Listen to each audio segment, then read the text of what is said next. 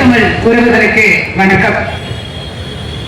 மதுரை மேற்கு சட்டமன்ற வேட்பாளராக இருக்கக்கூடிய தம்பி இன்னும் 2 மாதத்தில் சட்டமன்ற உறுப்பினராக இந்த தொகுதியின் பொற்காலமாக அமைய கட்சியின் சார்பாக குறிப்பாக மகளிர் சார்பாக வாழ்த்துக்களை தெரிவிச்சுக்கிறேன். ஏன்னா இதுவரைக்கும் எல்லா மேடைகளையும் நீங்க பாத்தீங்கன்னா பிற கட்சி மேடைகளோட ஆண்களோட ஆதிக்கம் அதிகமா இருக்கும். ஆனா 40 கட்சி பிள்ளைகள் மட்டும்தான் ஆண்களும் பெண்களும் ஆணுக்கு பெண் சமம் அல்ல, ஆண்களும் பெண்களும் நிகர் அப்படின்னு பாரதியோட வாக்குக்கு 117 ஆண்கள் 117 பெண்கள் நாங்க களத்துல சரிக்கு சமமா இருக்கோம். எதற்காக அப்படின்னா பெண்களால மட்டும்தான் ஒரு குடும்பத்தை சிறப்பா நடத்த முடியும். ஒரு 1000 ரூபாயை ஒரு ஆண் கிட்ட கொடுத்தோம்னா அந்த குடும்பத்தை சிறப்பா நடத்த மாட்டாரு. 15ஆம் தேதிக்கு மேல போயிடுச்சுன்னா என்ன செய்யறது, 1000 ரூபாய் காலி ஆயிடுச்சுன்னு இருப்பாங்க. அதே அந்த 1000 ரூபாயை பெண்கிட்ட கொடுத்தோம்னா 900 ரூபாயை செலவு பண்ணிக்கிட்டு மாத இறுதி முடிஞ்சதுக்கு அப்புறம் அடுத்த மாத துவக்கத்துக்கு வருமானத்தை எதிர்பார்க்காம 100 ரூபாய் சேர்த்து வைக்கக்கூடிய ஆற்றல் பெண்களுக்கு இருக்கு. ஒரு குடும்பத்தையே ஒரு சிறப்பா வழிநடத்துவாங்கன்னா நிச்சயம் பெண்கள் நாட்டின் கண்கள். திராவிட மாடல் ஆட்சி மாதிரி சொல்லிக்கிட்டு சொந்த தங்கச்சிக்கு மட்டும் கட்சியில சீட்டை கொடுத்துட்டு சொல்றது கிடையாது. எங்க அண்ணன் செந்தமன் சீமா களத்துல இருக்கிற எல்லா ஆண் குடிகளை போல பெண் குடிகளும் நிச்சயமாக சீறி பாயும் அப்படிங்கிறத எல்லாரும் மாற்றுக்கிறது. இந்த மக்கள் குறிப்பா மேற்கு தொகுதி மக்கள் செய்த மாதம் தவறு என்ன தெரியுமா? 2001ஆம் ஆண்டு முதல் கிட்டத்தட்ட 15 ஆண்டுகள் ஒரே ஒரு சட்டமன்ற வேட்பாளரை தொடர்ந்து 500 ரூபாயோ 200 ரூபாயோ வாங்கிக்கிட்டு வாக்கு செலுத்திருக்கீங்க. மரியாதைக்குரிய அமைச்சர் செல்லூர் ராஜு அவர்கள் இப்ப சட்டமன்ற உறுப்பினராக இருக்காரு. 15 ஆண்டுகளாக ஒரே தொகுதியில சட்டமன்ற உறுப்பினராக இருந்து இந்த மக்களுக்கு செஞ்சது என்ன? ஏன்னா தொகுதிக்குள்ள இருக்க உங்களுக்கு தான் தெரியும். ஒண்ணும் இல்லை, இவ்வளவு நேரம் அமைச்சிருக்கோம். அப்படியே பக்கத்துல பாருங்க, இதே வழியான ஒவ்வொரு நாளும் நான் வேலைக்கு போயிட்டு இருக்கேன். இங்க எத்தனை காலை நேரத்துல கட்டிட பணியாளர்கள் காத்திருக்காங்க தெரியுமா வேலை கிடைக்கணும் அப்படின்னு. இதே திருப்பரங்குன்றம் பகுதியில எய்ம்ஸ் கட்டிட்டோம், எய்ம்ஸ் கட்டலன்னு செங்கலை காமிச்சாரு ஒரு அரசு. ஆமா நாங்க கட்டிட்டோம், நாளைக்கு விளம்பரப்படுத்த வந்து இன்னொரு அரசு. ஆனா நான் கேட்கிறேன், அந்த எய்ம்ஸ் கட்டுறதுக்கு இங்க இத்தனை கட்டிட பணியாளர்கள் ஒவ்வொரு நாளும் வேலை எல்லாம் கிடைக்கும் காத்து கிடந்தாங்களே, இவர்களை பயன்படுத்தினீர்களா இல்ல அந்த எய்ம்ஸ் கட்டுமான படிக்கு வட இந்தியர்களை பயன்படுத்தினீங்களா? சொல்லுங்க. எதுக்காக நீங்க நாமக்கல் கட்சி பிள்ளைகளை வாக்கு செலுத்தணும்னா ஏன் நிலம் ஏன் மண்ணு என்னோட உரிமை, என் நிலத்துல கட்டப்படக்கூடிய ஒரு கட்டிடத்துக்கே எங்க கட்டிட பணியாளர்களுக்கு ஒரு நாள் வேலை வாய்ப்பு கொடுக்க முடியலைன்னா நாளைக்கு எய்ம்ஸ் திறந்ததுக்கு அப்புறம் மறுபடியும் வட இந்தியர்களை கூட்டிட்டு வந்து மருத்துவராகவும் செவிலியர்களாகவும் உட்காரப்பயே அப்ப கொரோனா காலத்துல உயிரை படைய வச்சு இங்க வேலை செய்த தமிழ் இனத்தை சேர்ந்த மருத்துவர்களுக்கும் செவிலியர்களுக்கும் சேர்த்துதான் நாமக்கல் கட்சி பிள்ளைகள் தொடர்ந்து போராட்டம் பண்ணிட்டு இருக்கோம். ஏன்னா அவங்க சொல்றதெல்லாம் திராவிட மதம் திராவிட மதம்னு கொஞ்சம் சிந்திச்சு பாருங்க. நீங்க கேரளால போய் இது என்ன அரசு அப்படின்னு கேட்டா இது கேரளா கவர்மெண்ட் சொல்லுவாங்க. ஆந்திரால போய் இது என்ன அரசு அப்படின்னு கேட்டா இது ஆந்திர அரசுன்னு சொல்லுவாங்க. ஆனா தமிழ்நாட்டுல மட்டும்தான் இந்த போகுது அரசு போக்குவரத்துக்கெல்லாம் சிக்னல் வெடி போட்டு போகுது. என்ன அரசு கேட்கிற துணிச்சல் நாங்கள் மட்டும்தாங்க இருக்கு. உனக்கு தமிழ்நாடு அரசு சொல்ல கூட உனக்கு தெம்பு காணி இல்லையே, ஊழல்ல உரிமை கிடைக்கல. நாங்க தமிழ்நாடு அரசுக்கு நாங்க தான் சொந்த காசை திரட்டி ஆமாங்க நாங்க நிதி திரட்டோம். ஆனா எதுக்காக நீங்க மறந்துட்டீங்க பாத்தீங்களா? தமிழ்நாடுன்னு ஒண்ணு அதை நினைவுபடுத்துறதுக்காக அதுக்கு கூட நாங்க தான் போராடுறோம். நாங்க இப்ப எதுக்கு கேட்கிறோம்?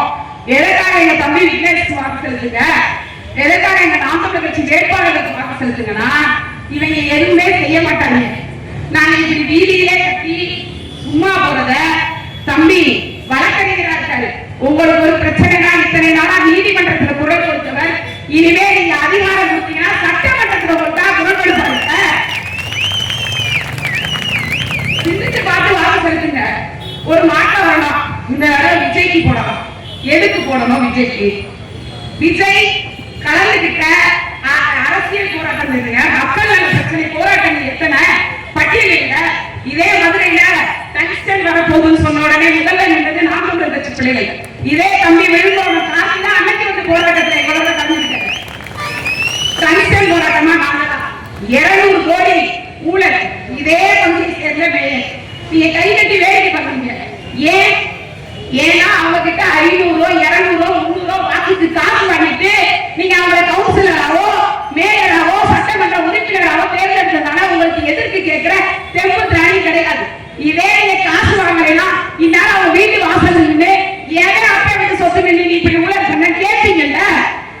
அப்ப நம்ம சத்தமா பேசணும்னா நம்ம சுத்தமா இருக்கணும்.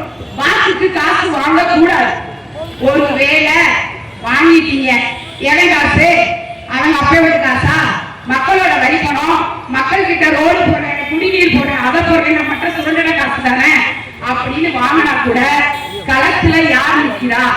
எல்லா பிரச்சனைகளையும் களத்துல மக்களோட தோளோடு தோல் கொடுக்கிற நாம் தமிழர் கட்சி பிள்ளைகள் நிற்கிறாங்க. நீங்க ஏங்க கூட்டணி போக மாட்டீங்கன்னு இப்படி வெட்டி கேள்வி கேட்காதீங்க.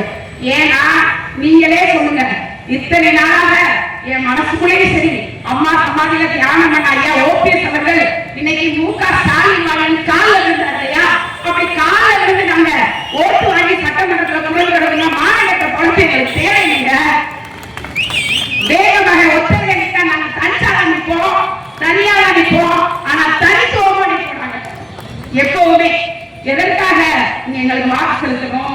இலவச கல்வி இப்ப இருக்குல்ல, ஆனா கல்வி நல்ல தரமான பள்ளி கட்டிடங்கள் இருக்காது. இன்னைக்கு இத்தனை கோடியில வருவாங்க. அடுத்து நாங்க நூலகம் கட்டி இருக்கோம். அங்க உள்ள யார் இருக்கா? அங்க உள்ள யார் இருக்கா அந்த நூலகத்துக்குள்ள? ஆனா அடிப்படை வசதி இந்த பெக்கானியாபுரம் வழியா தான் நான் போறேன். சாலை வசதி இருக்கா? நல்ல சாப்பாடு வசதி இருக்கா? குடிநீர் வசதி இருக்கா? காலையில 5 மணிக்கு நேரத்துக்கு போனாலும் சரி, 4 மணிக்கு போனாலும் சரி, வரிசையா 100-150 குடம் தண்ணிக்கு கூட ஏங்க வச்சுட்டு இருக்காங்களே. இதே மேயர் வீட்டுல இப்படி நடக்குதா? சட்டமன்ற உறுப்பினர் வீட்டுல இருக்கா? செல்லூர் பக்கம் போக முடியாதுங்க.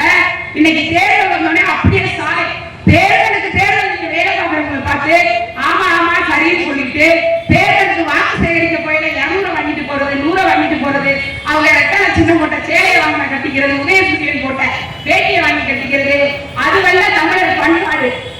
முதல்ல எதுக்காக இன்னைக்கு நம்ம வீட்டுக்காரு சாராயம் அரசே மதுபான கடையை விற்குது, அதனால குடிக்கட்டும் நம்ம ஏற்றுக்குவோம்.